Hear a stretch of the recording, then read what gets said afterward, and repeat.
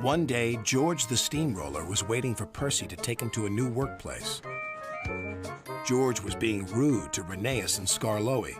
"You're just worn-out wheels on worn-out rails." "You need rocks for your roads," replied Skarloey, "and we're helping you." "I need to flatten little engines in the scrapyards," retorted George.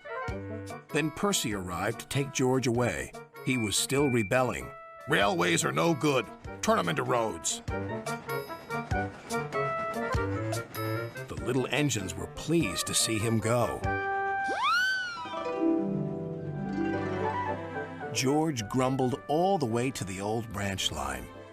He was going to turn it into a road. When they arrived, George was rude again. "Bumpy ride on rotten rails. I'm glad it's over." "So am I," said Percy. "Ha!" huffed George. Percy was still fuming when he met Thomas. "What's up, Percy?" "It's George. He makes me feel down." "Just ignore him," puffed Thomas. George was now enjoying himself. "Ripping up rails," he chortled. "What a life!" "What do you think of this, Thomas?" Thomas took no notice. George felt insulted. "You're a useless blue puffball." But Thomas didn't hear. "I'll show him who's boss."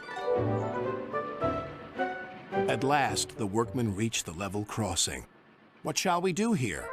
"Tear it up, tarmac it," said George. So they did, but not properly, and George knew it.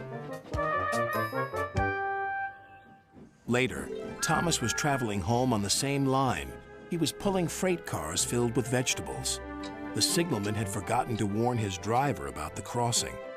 "That's nice. We don't need to stop," said Thomas happily. "Yes, we do," called his driver. But it was too late.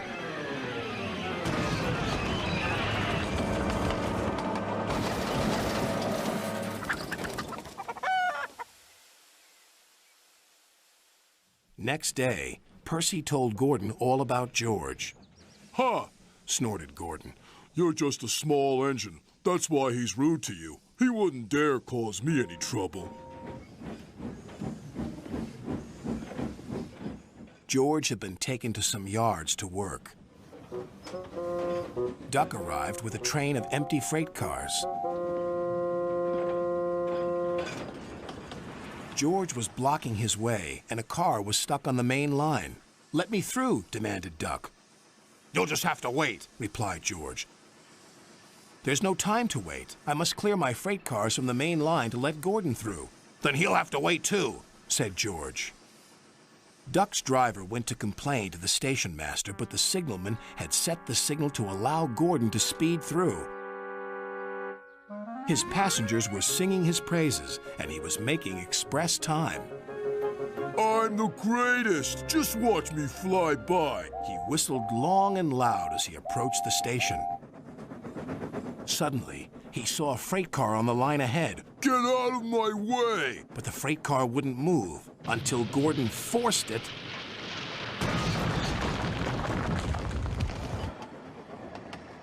by accident. Gordon was worried that Sir Topham Hatt would be cross. He was, but not with Gordon. "Whoever caused this disturbance will have me to answer to." And he did, a few days later. "Look who's here," said Thomas. George had been found out by Sir Topham Hatt and punished. He looked miserable. "Now we'll get some peace at last," said Percy. "I want to get rolling again, but I've got to wait a whole week till I do." "And then you'll be just as rude as ever." "Eh, George?" "I hope not. Don't you?"